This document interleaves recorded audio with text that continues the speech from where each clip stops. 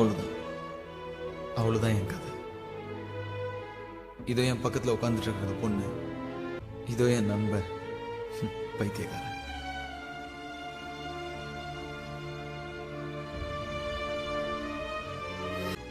என் அம்மா, என் அப்பா, காசியோட தெருக்கள்,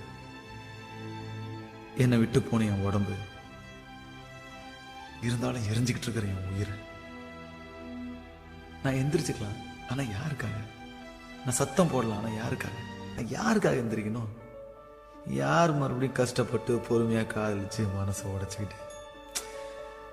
யாராவது போகாதன்னு சொல்லுங்கப்பா.